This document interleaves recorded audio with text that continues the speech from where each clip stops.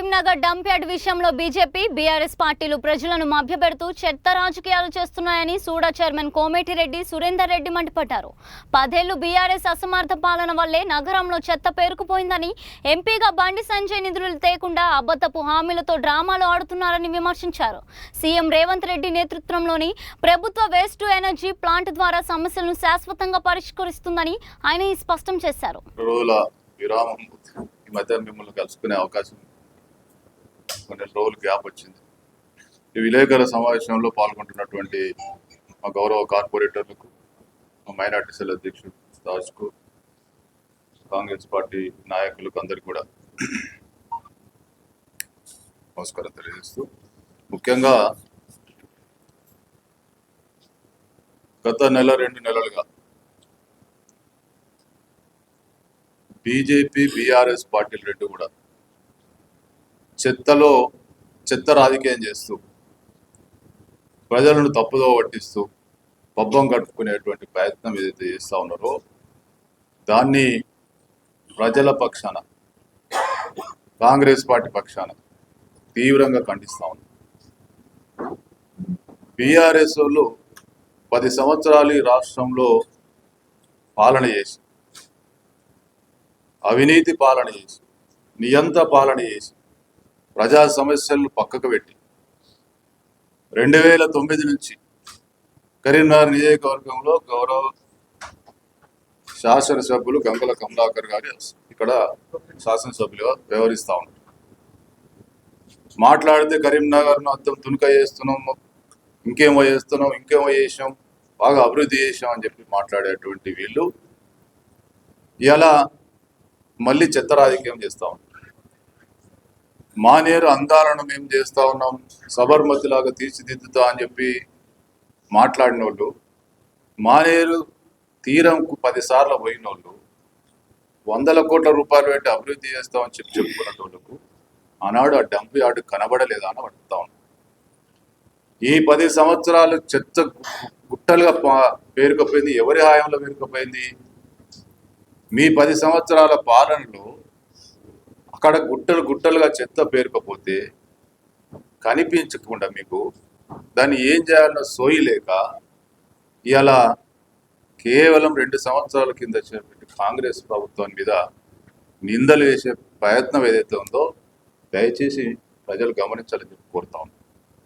మీరు ఇప్పటికైనా ఈ దొమ్మరుగడ్డ లేచుడు, ఉరేసుకొని సస్తామనుడు, ఈ రకరకాల ప్రయత్నాలు ఏదైతే ఉందో మానుకోమని చెప్పి హెచ్చరిస్తాం.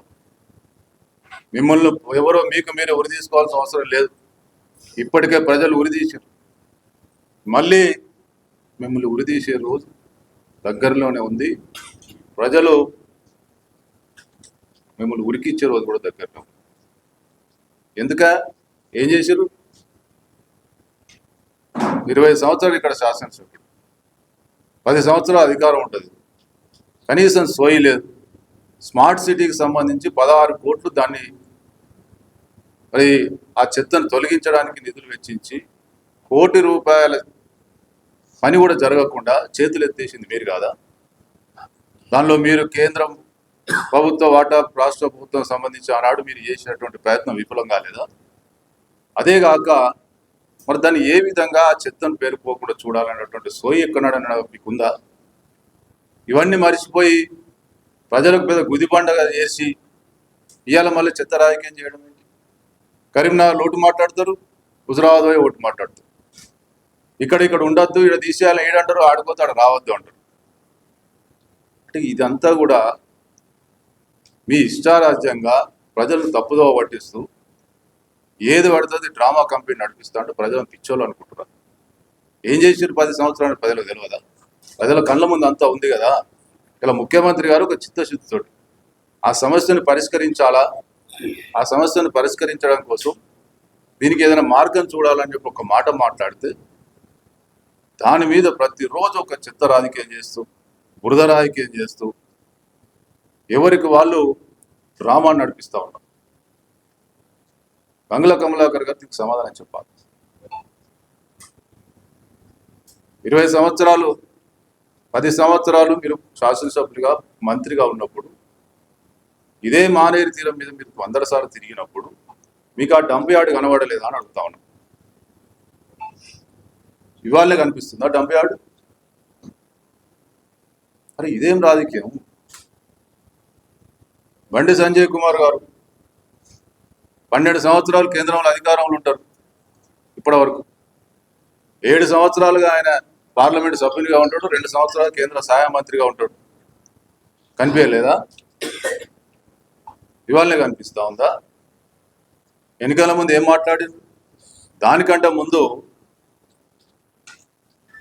ఖట్టర్ గారిని కేంద్ర పురపాలక శాఖ మంత్రి గారిని 24 జనవరి 2025లో స్మార్ట్ సిటీకి సంబంధించి ఇనాగ్రేషన్కి సంబంధించి తీసుకొచ్చి పెద్ద హంగామా చేసి కటౌట్లు, ఫ్లెక్సీలు, బ్యానర్లు కట్టి మొత్తం బీజేపీ మయం చేసి ఈ 800-900 కోట్ల స్మార్ట్ సిటీ పనులు మొత్తం కేంద్ర నిధులతో జరిగినట్టు, అసలు రాష్ట్ర ప్రభుత్వ వాటానే లేనట్టు, మొత్తం అద్భుతాలంతా వీళ్ళే సృష్టించినట్టు మనోహర్ లాల్ ఖట్టర్ గారు తీసుకొచ్చి ఇక మొత్తం డంప్ యార్డ్ను క్లియర్ చేస్తామని చెప్పి భ్రమలు కల్పించి ఇలా దాదాపు సంవత్సరం మీద 3 నెలలు అవుతుంది. ఒక్క అడుగన్న ఒక రూపాయని తీసుకొచ్చినా కేంద్ర పురపాలక శాఖ నుండి ఎందుకనే మాట్లాడుతారు? అట్టుగానే బోగస్ మాటలు, ప్రజలు తప్పుదో పట్టించుడు, ప్రజలను విభజించుడు, ఇది తప్ప సంవత్సరం మీద 3 నెలలు కేంద్ర పురపాలక శాఖ మంత్రిని తీసుకొచ్చి ఏ ఒక్క చిన్న పనైనా ఒక రూపాయైనా తీసుకురాగలిగినవా ఈ డంప్ యార్డ్కి సంబంధించి? మొత్తం మీరే నడిపిస్తున్నట్టు కరీంనగర్ అంతా కేంద్ర నిధులతోటే. ఆనాడు ఎప్పుడైనా వాటా 50% వాటా రాష్ట్ర ప్రభుత్వం, అది బీఆర్ఎస్ ప్రభుత్వం ఉన్నా, కాంగ్రెస్ ప్రభుత్వం ఉన్నా, ఏ ప్రభుత్వం ఉన్నా రాష్ట్ర ప్రభుత్వ వాటా 50% ఉంటుంది.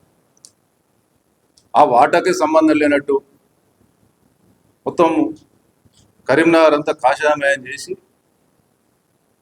800-900 కోట్ల పనులన్నీ కూడా కేంద్ర నిధులతో జరిగినట్టు, ఈ అన్ని సమస్యలకు పరిష్కారం ఇక ఖట్టర్ గారి ద్వారా జరిగిపోతుందని ఆ రోజు భ్రమలు కల్పించి, మరి ఈరోజు మళ్ళీ హుజురాబాద్ పోయి ఒక డ్రామా, కరీంనగర్లో ఒక డ్రామా. ఏందానికి అసలు ఏం మీ డ్రామాలు ఎన్ని రోజులు నడుస్తారని అడుగుతా ఉన్నాను.